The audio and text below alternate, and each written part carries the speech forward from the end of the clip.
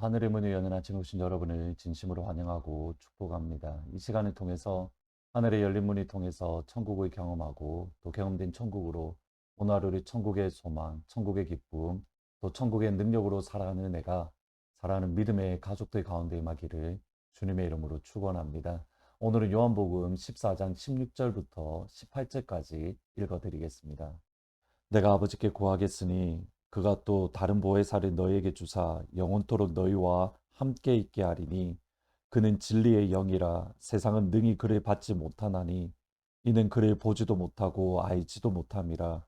그러나 너희는 그를 아나니 그는 너희와 함께 거하심이요 또 너희 속에 계시겠음이라. 내가 너희를 고아와 같이 버려두지 아니하고 너희에게로 오리라.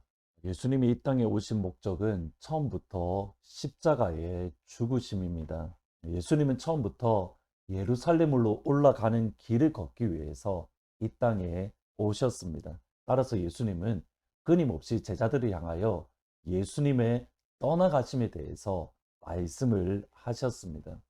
제자들은 지난 3년 동안 끊임없이 예수님의 떠나가심에 대해서 들었지만 그들은 전혀 깨닫지 못했습니다. 그런데 마지막 만찬 때에는 정말 예수님이 떠나가신다라는 사실이 그들의 피부로 느껴질 정도로 가까이 왔음을 알게 되었습니다. 그래서 두려웠습니다. 그래서 무서웠습니다. 예수님의 떠나가심이 두려웠고 예수님의 떠나가심이 무서워하는 그 제자들에게 주셨던 말씀이 요한복음 14장의 말씀입니다. 먼저 예수님이 떠나가셔야만 제자들과 함께 영원히, 지금은 떠나가지만 그러나 이후에는 영원히 그들과 함께 할 것이다. 그 약속의 말씀을 허락하십니다. 그것이 1절부터 3절의 말씀입니다. 너희는 마음에 근심하지 말라. 하나님을 믿으니 또 나를 믿으라. 내 아버지 집에 거할 곳이 많도다. 그렇지 않으면 너희에게 일렀으리라. 내가 너희를 위하여 거처를 예비하러 가노니 가서 너희를 위하여 거처를 예비하면 내가 다시 와서 너희를 내게로 영접하여 나 있는 곳에 너희도 있게 하리라. 예수님이 떠나가셔야만, 곧 예수님이 십자가에서 죽으시고 3일 만에 다시 살아나시며 하나님 우편에 앉아 계셔야만 비로소 예수님의 제자들이 담대히 은혜의 보좌 앞으로 나아갈 수 있습니다. 마침내 제자들이 천국에 들어갈 수 있습니다. 따라서 예수님의 떠나가심이 제자들에게 유익합니다. 예수님이 떠나가셔야만 영원히 제자들과 함께 하시기 때문입니다. 두 번째로 예수님이 떠나가실 때에 비로소 또 다른 보혜사인 성령 하나님이 제자들 가운데에 충만하게 임하십니다. 16절 말씀입니다. 내가 아버지께 구하겠으니 그가 또 다른 보혜사를 너희에게 주사 영원토록 너희와 함께 있게 하리라. 또 다른 보혜사를 너희에게 주사 영원히 함께 있게 하겠다. 예수님이 하나님께 간구하셔서 비로소 그때에 또 다른 보혜사인 성령 하나님이 우리 가운데에 충만하게 임재하십니다. 이것이 예수님이 떠나가신 이후에 우리에게 일어나는 그러한 하나님의 계획입니다. 먼저 여기서 우리가 살펴볼 것은 보혜사라는 단어입니다. 기본적으로 보혜사는 다른 사람들을 돕기 위해서 부름받은 존재입니다. 다른 사람을 위로한다든지 다른 사람을 변호하는 뜻으로, 때로는 법정에서 그런 피해자를 변호하거나 또는 가해자를 고발하는 그러한 사람의 뜻으로 변호사, 보혜사라는 뜻이 단어가 사용됩니다. 이런 관점에서 성령 하나님은 예수님처럼 제자들을 위로하시는 분입니다. 넘어졌을 때에 일으켜 주시는 분입니다. 마치 베드로가 폭풍 위에서 일어나는 바다 위를 걸어갔는데 그의 시선이 예수님께 맞추어졌을 때에는 폭풍이 일어나는 바다를 걸어갔는데 그가 바람을 보고 파도를 보고 그가 두려워서 넘어졌을 때에 주님께서 찾아와서 베드로의 손을 붙잡아 일으켜 세워주셨던 것, 그것과 같습니다. 예수님께 시선을 맞추고 바다 위를 걸어가는 그런 예루살렘으로 올라가는 길을 걸어가지만 때로는 우리 주위에 있는 폭풍, 우리에게 다가오는 바람, 파도를 보고 빠져들어갔을 때에 보혜사 성령이 우리에게 찾아오셔서 우리의 손을 잡아 일으켜 주시고 우리로 하여금 다시 예루살렘으로 올라가는 길, 바다 위를 걸어가는 그 길을 걸어갈 수 있도록 우리를 다시 세워 주시는 분, 그분이 다름 아닌 보혜사 성령 하나님입니다. 두 번째로 보혜사 성령 하나님은 끊임없이 제자들을 변호해 주십니다. 예수님의 이 땅에 계실 때에 바리새인들을 비롯해서 끊임없이 제자들을 향하여 비난하고 공격하는 그 비난에서부터 제자들을 보호해 주시고 변호해 주셨던 것을 보게 됩니다. 예를 들어서 제자들이 손을 씻지 않은 채, 그러니까 부정한 손으로 떡을 먹었습니다. 저희들이 레위기를 통해서 살펴보았는데 일상생활을 하는 가운데 나도 모르는 사이에 부정한 것에 접촉할 수가 있습니다. 그러면 내가 부정해집니다. 그 부정함을 정결하게 하기 위해서 집에 들어갈 때에 먼저 손을 씻었는데, 근데 제자들 가운데 몇 명이 손을 씻지 않고 배가 고파서인지 그냥 떡을 곧장 먹었습니다. 그 모습을 바라본 바리새인들이 제자들을 책망합니다. 이에 바리새인과 서기관들이 예수께 묻되 어찌하여 당신의 제자들은 장로의 전통을 준행하지 않고 부정한 손으로 떡을 먹습니까? 예수님께 나아가 제자들을 비난하고 고발할 때에 예수님은 제자들을 변호해 주십니다. 너희들이 하나님의 계명은 버리고 사람의 전통을 지킨다. 이처럼 성령 하나님은 제자들의 연약함, 제자들의 넘어짐을 변호해 주십니다. 조금 다르게 표현해 보겠습니다. 제자들을 고발하고 제자들을 고소하는 존재가 있다라는 뜻입니다. 바로 사탄, 고발하는 자, 사탄, 마귀입니다. 마귀는 여전히 주의 자녀들, 하나님의 백성들을 고발하고 고소하고 있습니다. 루터가 교회를 개혁하려고 할 때 사실은 수없이 많은 공격들이 있었습니다. 당시 교황청으로부터 목숨의 위협이 있었고 그 외뿐만 아니라 루터를 향할 끊임없는 비난과 그런 책망들이 끊임없이 있었습니다. 근데 지금 하루는 마귀가 직접적으로, 그러니까 이러한 공격 가운데 있는데 하루는 마귀가 직접적으로 루터를 공격을 하는 겁니다. 지금까지 루터가 지었던 모든 죄들을 낱낱이 보여주면서 이렇게 말을 하는 겁니다. 네가 이런 모습인데 교회를 개혁한다고? 너는 할 수 없어. 너는 자격이 없어. 너는 이런 일을 결단코 할 수 없어. 너가 이렇게 악한 존재인데. 안 그래도 공격과 비난으로 힘들어했던 루터가 사탄이 자기의 죄, 부인할 수 없는 자기의 죄를 보여주면서 공격하고 비난할 때에 루터의 마음이 완전히 무너지고 실망이 되었습니다. 다시 교회를 말씀에 세울 힘이 사라진 겁니다. 바로 그 순간 루터에게 한 가지 생각이 떠올랐습니다. 맞습니다. 사탄, 네가 하는 말이 맞아. 당신이 말했던 거 모든 죄들 내가 다 지은 건 맞아. 중요한 것이 빠졌어. 예수의 피가 나의 죄를 씻어 주셨어. 예수님의 보혈이 나를 그 모든 죄에서 정결하게 해 주었어. 그때의 마귀가 루터를 떠났고 루터에게 평안이 찾아오고 다시금 주의 일을 감당했습니다. 근데 이것이 한 번만이 아니라 또 다른 일들도 있었습니다. 루터가 또다시 교회를 개혁할 때에 또다시 그에게 부끄럽고 창피하고 더러운 죄가 이번에는 본인 스스로가 일어났을 때에 내가 또 이렇게 해도 될까? 내가 일을 감당할 수 있을까? 그의 머릿속에 떠올랐던 말, 예수님이 나를 위해 죽으셨어. 예수님이 나를 위해 죽으셨어.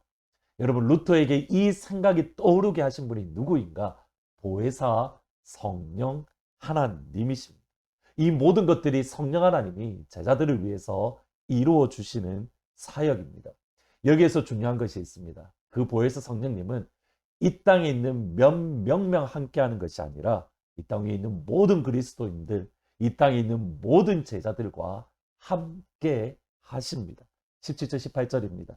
그는 진리의 영이라 세상은 능히 그를 받지 못하나니 이는 그를 보지도 못하고 알지도 못함이라. 그러나 너희는 그를 아나니 그는 너희와 함께 거하시며 또 너희 속에 계시겠습니다. 너희를 고아와 같이 버려두지 아니하고 너희에게 오리라. 예수님은 하나님인 동시에 사람이시기에 한 번에 그 제자들과 함께 한 곳에만 계실 수 있습니다. 그러나 성령 하나님은 영이시기에 같은 시간에 저와도 함께 계시고 하늘 문으로 함께 하루를 시작하는 여러분과도 함께 하십니다. 따라서 예수님의 떠나가심이 제자들에게 유익입니다. 오늘 기도하실 때에 또 다른 보혜사 성령 하나님이 우리 안에 가득하기를, 우리 안에 충만하기를 위해서 같이 기도해 주십시오. 성령의 충만함을 받으라. 보혜사 성령 하나님이 우리 안에 충만하실 때에 비로소 주의 제자로 우리는 이 땅을 진실하고 진실하게 살아갈 수 있습니다. 넘어져도 일어날 수 있습니다. 사탄의 공격, 세상의 공격을 이겨낼 수 있습니다. 어깨 펴고 당당하게 주의 자녀로 살아갈 수 있습니다. 또다른 보혜사인 성령 하나님이 하느님 가족 여러분과 함께하는 복된 하루가 되시기를 주의 이름으로 축원합니다. 아멘. 말씀 생각하면서 183장 빈들의 마른 풀같이 같이 찬양하십니다. 빈들의 마른 풀같이 시들은 나의 영혼, 주님이 약속한 성령 간절히 기다리네. 가물어 메마른 땅에 단비를 내리시듯 성령의 단비를 부어 새 생명 주옵소서. 참되신 사랑의 언약 어길 수 있사오랴. 오늘의 흡족한 은혜 주실 줄 믿습니다. 가물어 메마른 땅에 단비를 내리시듯 성령의 단비를 부어 새 생명 주옵소서. 기도하시겠습니다. 아버지, 보혜사 성령님을 우리 가운데에 충만하게 보내어 주셔서 우리가 넘어져도 다시 한번 일어나게 하시고, 우리가 수없이 많은 공격과 비난과 책망 가운데에서도 주께서 나를 위해 죽으셨다라는 이 사실, 그리고 성령 하나님의 나를 향한 변호하심 때문에 하나님 이 땅을 어깨 펴고 당당하게 살아가는 그러한 우리 하늘문 가족들이 다 될 수 있도록 아버지 축복하여 주옵소서. 오늘 하루를 살아갈 때에 보혜사 성령님과 함께 하나님의 자녀로서 넉넉하게 살아가는 귀한 하루가 될 수 있도록 아버지 도와주옵소서. 그 보혜사 성령 하나님, 우크라이나에 있는 지하교회 성도들과 함께 하시고 북한의 지하교회 성도들과 함께 하시며 이 땅 가운데 어려움을 겪는 주의 자녀들과 함께하여 주옵소서. 예수님의 이름으로 기도합니다. 아멘. 오늘 기도하실 때에 보혜사 성령 하나님 나와 함께 하시고 그 보혜사 성령 하나님을 의지해서 다시 한번 일어나서 주의 자녀로 넉넉하게 살아가게 해주십시오. 같이 기도하시면 좋겠습니다. 특별히 우리 주위에 있는 연약한 성도님들, 하나님 그들에게 보혜사 성령 하나님 찾아가셔서 위로해 주십시오. 그리고 우크라이나에 있는 교회들, 그리고 이 땅에 핍박받는 주의 교회들에게 보혜사 성령 하나님 위로하여 주시고 넉넉히 이길 수 있도록 도와주십시오. 그래서 같이 기도하시면 좋을 것 같습니다. 내일 주일날 기쁜 얼굴로 찾아뵙도록 하겠습니다. 성령여 내 영혼을 충만케 하소서. 내 속에 강물이 넘쳐나게. 성령여 내 영혼을 충만케 하소서. 내 속에 강물이 넘쳐나게. 성령 하나님